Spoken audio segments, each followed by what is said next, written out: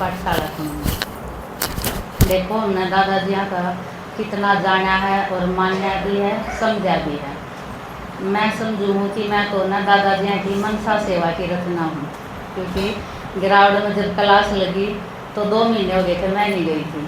तो एक दिन दादाजी ना सपने में दिखे और मैंने दादाजी को देखा नहीं था। तो ऐसे क्लास चल रही है जैसे दादाजी दृष्टि दे रहे हैं, तो मैं सुबह उठी तो बहुत खुशी हुई थी। और जब मैं क्लास में जाने लगी धीरे धीरे, तो फिर हम चाले भी किस टाइम थे जब गड़म्बे है ना कई पुराने के झाड़े लिया था, और उस टाइम हम इस ज्ञान में चले थे और इतने पक्के चले फिर आए जब। और दादाजी ना जैसे बाबा की कहते हैं ना कि जन्म पत्री पहले ही जानते हैं, तो मैं भी जब आई तो दादाजी ने एक बात पूछी कि दादाजी सारे मेरे पीछे पड़े हुए हैं, कोई भी नहीं चलता, ज्ञान में मैं अकेली हूँ। तो दादाजी ने कही थी कि प्रहलाद का नाम सुना है, उसकी कहानी सुनी है? मैं कहा दादाजी कि फिर प्रहलाद बन, तो तेरे साथ तो कुछ भी नहीं हुई है, जब प्रहलाद के साथ इतनी तो तेरे साथ भी होगी, तू प्रहलाद बन जा। तो उस दिन तक ना मैंने यूँ सोची थी कि देखो दादाजी कैसे जन्म पत्री जानते हैं आगे की, तो मेरे बारे में कितना हुआ कि मैंने अपने घर में फिर गीता पाठशाला खोली। उस टाइम पर पहले क्लास लगवाई मैंने, 1 हफ्ते का कोर्स रखा था, तो चला 20 दिन, फिर सुनीता के घर ही चलने लग गया था, क्योंकि वहाँ पे एक बार शुरू करना था। और जब वहाँ पे चला तो उसमें 4 भाई निकले। तो दादाजी ने देखो एक वरदान दिया था ना कि 4 भाई निकले वहाँ से, और हम भी इतने पक्के हो गए कि पूरा परिवार चला। फिर धीरे धीरे कन्याएं भी निकली। और दादाजी की इतनी विशेषता देखो कि जो भी कुछ कहा है कि हर बार हमें कहता कि संडे करो, हर संडे आओ। वैसे दादाजी ने क्या पड़ी है हमारे लिए तो कहते ना, पर हमने यार अगर हम आवाएंगे तो कुछ न कुछ सीखने न मिला है। और दीदी हैं, दीदी भी हमें देखो जो होमवर्क देती है ना, कई बार हम नहीं मानते, जो होमवर्क दिया जाता है ना वही एक श्रीमत है। इवन हमने मम्मा को नहीं देखा, बाबा को नहीं देखा, और इनकी ही श्रीमत मानेंगे ना तो फायदा है। एक बार मैं अपना अनुभव सुना, हमने दीदी की बताया नहीं पर आज सुना रही हूँ। जब अभी घर में बाबा का घर बन गया था तो हम दोनों आए हुए थे। दीदी ने कहा कि हर संडे की क्लास करनी है, ये तुम्हारा अनुभव होगा कि चढ़ाई लग रही थी, फिर भी मैं आई हूँ हर संडे। तो आए कई संडे और एक संडे हमारा मिस हो गया। जब हम नहीं आते हैं तो नुकसान भी कितना है और वहाँ तो फायदा कितना है, वो बस धोखा भी हो गया और या यूँ सोचो आलस अलबेलापन भी होया होगा। तो मेरे को तो कुछ काम था, मैंने तो एक ही संडे की क्लास मिस नहीं करने चले जाइयो। बोले कि ना मजदूर आने हैं और मैं नहीं जा सकता, और मैं आऊँ तो कोई साधन नहीं मिलता, तो हमने वो मिस कर दिया। और वो मिस होया तो वो कहीं बाहर बैठे थे, उसके फ़ोन पर फ़ोन आया कि मेरे को पहचाना। तो वो बोले कि ना कि मेरा नाम है। उसने अपना नाम बताया कि मैंने ना 20,000 रुपये डाले हैं, वो तेरे फ़ोन में चले गए। मैंने किसी और को डालने थे, तेरे फ़ोन में चले गए। तो इसने देखा मैसेज तो आ रहा था, तो वापस दे दे। वो बोला तो ये वापस भेजने लगे थे, इसके पास तो 5,000 रुपये थे, वो 5,000 चले गए, 15 तो नहीं गए। तो इसने कहा कि भाई मेरे पास आए नहीं हैं, ये जा नहीं रहे कि मैसेज तो आ रहा है ना, कदे पहुँचने में लेट हो जाया करें, फिर आ जाएंगे। तो किसी और तक है तो 15,000 भी गिरवा दिए, 20,000 रुपये गए। और थोड़ी हमें पता चला तो फ्रॉड था, तो 20,000 गए।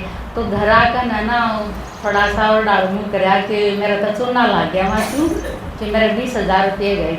मेरा ना तुरंत रियलाइज़ होया, यह बात मैंने महसूस करी कि दीदी ने कहा था हर संडे आना है, ये पक्की बात है। अगर वो संडे ना आते ना तो हमारे 20,000 नहीं जाते, क्योंकि आप फ़ोन बंद करना हुआ है, उसकी घंटियाँ फ़ोन उठाना नहीं था उसने, तो 20,000 नहीं जाने थे। तो उस दिन तक मैंने पक्का निश्चय कर लिया, चाहे कुछ भी हो जाओ, अगर कोई आंट होगी तो दीदी ने पहला बताऊंगी मैं संडे में नहीं आ सकती, वरना मैं संडे मिस नहीं करूँगी। और कुछ दिन के बाद फिर नहीं करा मैं अकेली आई। 4 संडे कोई भी नहीं थी साथ में, माता अकेली आई। और बाबा ने इतना साथ दिया कि जहाँ उतरती अपने आप बिना रुकाए गाड़ी रुक जाया करती, नहीं तो उन्हें ना खरकड़े से बड़ा पैदल आना पड़ा है। जिस दिन हमारा पेपर था उस दिन एक भाई ना अपने आप में गाड़ी रोक कर आगे जा रही थी, रोक कर ना और खिड़की खोल दी, मैं पास में आई। जब बोले माता जी आप ओम शांति में बड़ूंगा जाना है, मैं बोली हाँ बैठ जाओ। तो तो मैं वो बाबा की कमाल है, अगर हम है ना उसकी श्रीमत फंसा लेंगे ना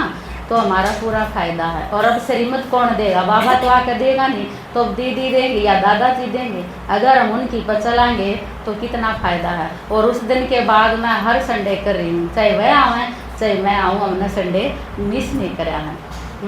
और मैं माता जी के बारे में बताऊँ कि वो उस टाइम पर तो हमें पता नहीं चलता, लेकिन धीरे धीरे पता चला कि माता जी की सूक्ष्म सेवा कितनी ज़बरदस्त है। मैं पहले तो समझ नहीं पाई, क्योंकि दादा माता जी ने जब शरीर छोड़ा तो उस दिन के बाद मेरे को 25 दिन में या महीने में या 20 दिन में माता जी इतनी बार सपने में आई, कभी भोग बना रही है कभी भोग डाल रही है। और इस साल 26 में जनवरी में माता जी ने ना भोग खाया, तो हमने न्यू सुनी थी कि जब मरे हुए भोग खाना तो अच्छा नहीं होता।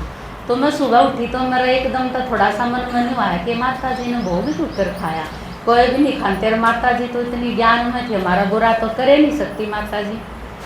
तो मैं थोड़ा सा काम करके ना वेस्ट कपड़े पड़े थे, मैं उन्हें उठा कर रखने लगी ना, तो उसमें 500 का नोट मिला। तो मैंने सोचा, मैं कहा मेरा तो बुरा हो ही नहीं सकता, मेरा तो होया ही नहीं, मन तो पैसे और मिले हैं, नुकसान क्यों होगा। तो मेरा मन में आया कि मैं दादाजी तो पूछूँ इसके बारे में। पर उससे पहले मैंने गूगल पर सर्च करी कि जब मरे हुए खाना खावे हैं तो क्या होता है, शुभ चिंतक है या अशुभ है। तो उन्होंने बताया कि अगर मरे हुए खाना खाते ना तो या तो तुम्हारे घर में धन की प्राप्ति होगी या तुम्हारे घर में उस आत्मा ने बहुत बड़ा भंडारा करवाना होगा। तो दोनों काम हुए, तो मिला थोड़ा लेकिन मिला उसी दिन, और इतना बड़ा भंडारा भी होया। और माता जी ना उन गलियां में घूमया करती जहाँ से कोई भी माता ज्ञान में नहीं आवती। कितनी बार मैंने माता जी को देखा, तो देखो उन गलियां में गई ना, वहाँ से एक माता अपने आप आई क्लास में, बोली कि मैंने नाम शांति सुनना है। फिर बोली कि मेरे युगल भी सुनना चाह में है, अगर कोई भाई सुनता हो तो। मैंने कहा यहाँ है तो, पर वह सिरसारों में है। फिर मैंने उससे कहा कि अगर तुम्हारे युगल सुनना चाहो तो हम तुम्हारे घर में ही सुना देंगे, 10-15 माता ने इकट्ठी करो, हम तुम्हारे घर में ही सुना देंगे। तो हम उनके घर में सुनाने गए, 25-30 माता ने कोरस लिया, और अभी 8-10 रेगुलर चल रही है वहाँ पे। तो ये माता जी की सूक्ष्म सेवा है, कैसे सेवा कर रही हैं। वो दोनों युगल ज्ञान में चले, और बाद में पता चला कि वो माता है भी बड़म देती, और वो कई बार आ रहे हैं। तो उनका थोड़े से युगल बीमार हैं तो वो आ नहीं पा रही, नहीं तो वो उस दिन के बाद कई बार बड़म भी आ लिए हैं। तो कितनी खुशी है कि देखो हमारे कितने शुभ चिंतक हैं, कितने हितैषी हैं, सारे के सारे हमारे लिए कितने लगे हुए हैं।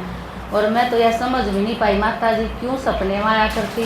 मैं तो अच्छी बोले सिरसा सेवा कर रही थी तो माता जी ने इधर करवानी थी, और मैंने तो सपने में भी नहीं सोचा था कि ऐसे आश्रम बनेगा और इधर ही सेवा चलेगी।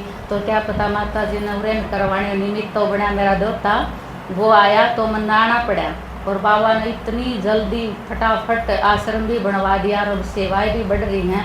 और देखो हम कितने भाग्यशाली हैं, और भाग्यशाली तो वो आत्मा है जो दीदी के साथ सेवा पर जावे हैं। इनके साथ हम संग्रहण का कितना फ़ायदा है। मैं तो बहुत घने दिन हम गई हूँ दीदी के साथ, अब बलियाना गई थी तो दीदी ने रास्ते में काम ना अपनी कमियां का भी बेरा लग गया है कि मैं संतुष्ट नहीं हूँ थारे थे, तो मैं गलती करी क्योंकि वहाँ पानी पिलाने थे।